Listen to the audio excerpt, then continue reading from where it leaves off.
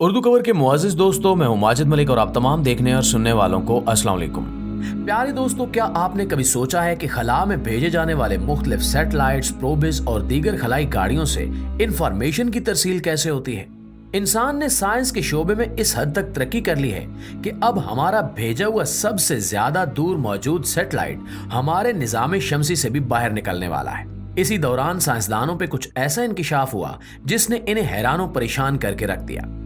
साइंसदानों को एक ऐसा सिग्नल मिला है जिससे वो ये सोचने पर मजबूर हो गए हैं कि क्या इस खला में हमारे अलावा भी कोई आबादी मौजूद है या नहीं। ये दरियाफ्त कैसी है और हम सिग्नल्स की तरसील कैसे करते हैं और साइंसदानों ने खलाई मखलूक के आसार को कैसे पकड़ा, आज की इस वीडियो में हम यही कुछ तफसील के साथ डिस्कस करेंगे।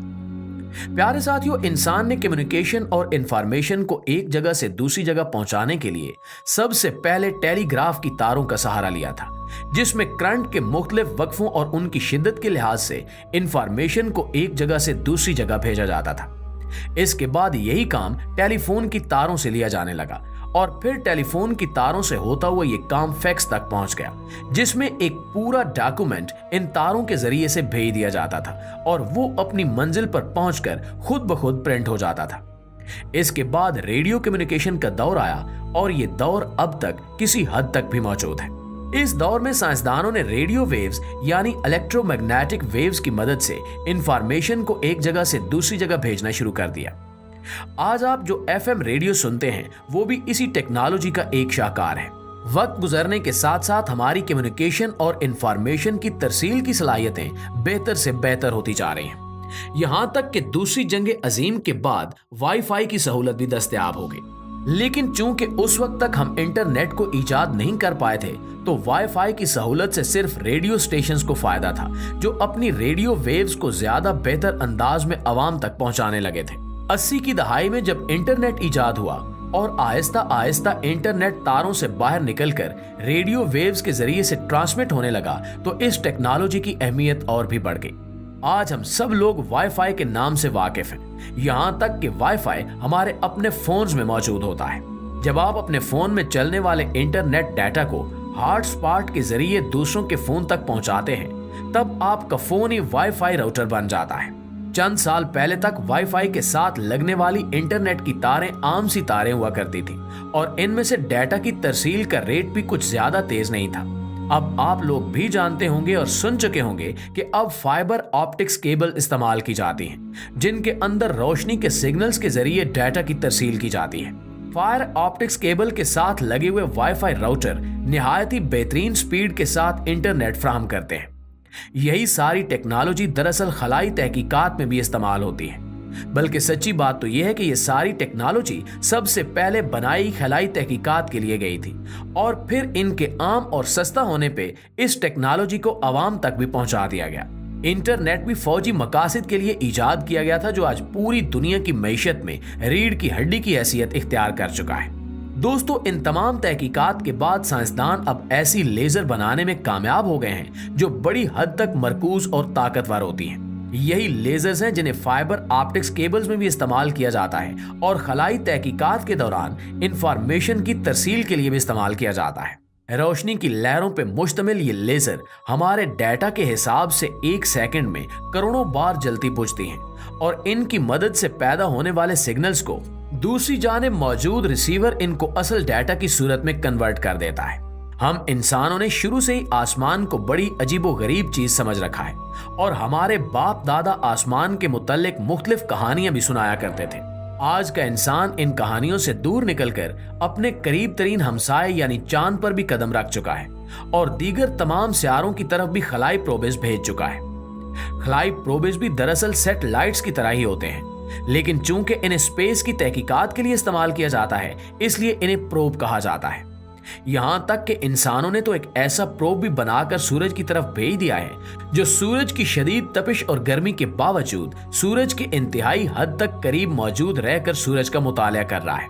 इस स्पेस प्रोब को जूनो स्पेस प्रोब कहते हैं, जो इस वक्त सूरज का मुतालिया कर रहा है। प्यारे साथियों, आज से तकरीबन 24-25 साल पहले नासा ने 2 खलाई गाड़ियां जो दरअसल स्पेस प्रोबेज ही थे, इन्हें पूरे निजाम शमसी की तहकीकात के लिए जमीन से रवाना किया। इनमें से एक का नाम वायेजर 1 और एक का नाम वायेजर 2 था।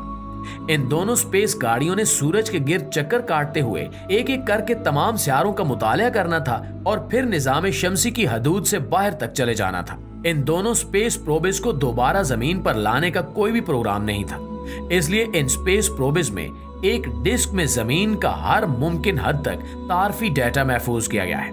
वायेजर 1 और वायेजर 2 में एक ऐसी गोल्डन डिस्क रखी गई है जिसमें दुनिया में बोली जाने वाली तमाम जबानों के सैंपल्स, दुनिया में पाए जाने वाले तमाम जानवरों की आवाजें, यहाँ पे चलने वाली हवाओं की आवाजें और इस तरह की दीगर मज़ाहिर फितरत जो हम जमीन पर देखते हैं, इनके मुताबिक आवाजें और मनाज़िर रिकॉर्ड किए गए हैं। इस गोल्डन डिस्क में उर्दू और पंजाबी जुबानें भी शामिल हैं।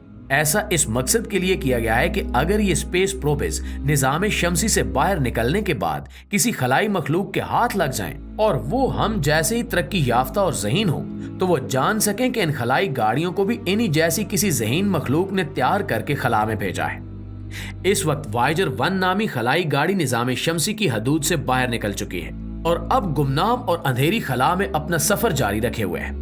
वायेजर 1 का रुख हमारे करीब तरीन सितारे अल्फा सेंचुरी स्टार सिस्टम की तरफ है और इसकी स्पीड तकरीबन 17 किलोमीटर फी सेकंड है। इस रफ्तार के साथ वायेजर 1 को उस सितारे तक पहुंचते तकरीबन 4 लाख साल लगेंगे।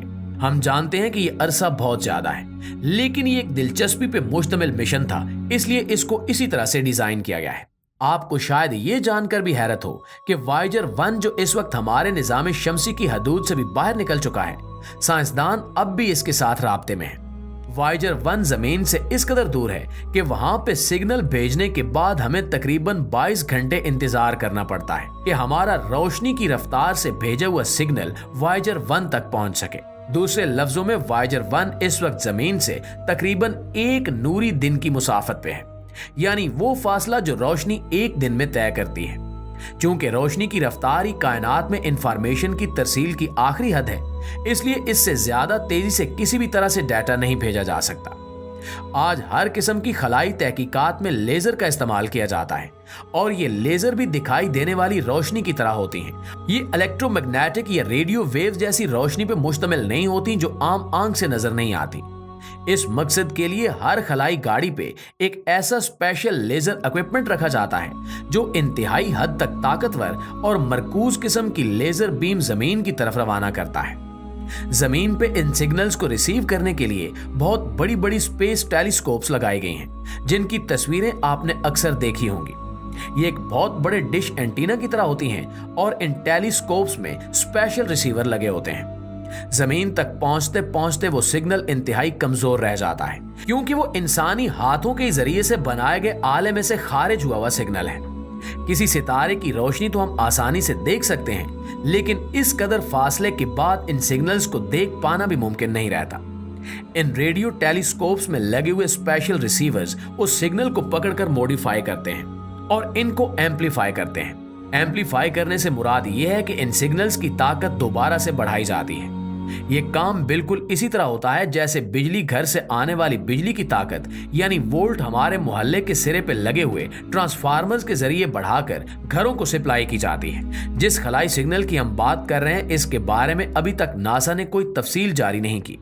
यह सिग्नल खला में मौजूद वायेजर 1 नामी उसी खलाई गाड़ी ने पकड़ा है जो इस वक्त निजाम शमसी की हदूद से बाहर निकलकर सफर कर रही है। साइंसदानों का कहना है कि यह लेजर सिग्नल इंतहाई हद तक मरबूत और इंसानी सिग्नल से मिलता जुलता है और ये इंतहाई मजबूत भी है, यानी इसकी ताकत काफी हद तक बढ़ी हुई है। इससे अंदाजा किया जा सकता है कि कोई ऐसी ज़हीन और तरक्की याफ्ता मखलूक हमारे निज़ामी शमसी के आसपास मौजूद है जो इन लेजर सिग्नल्स को हमसे ज्यादा अच्छी तरह से इस्तेमाल करना जानती है।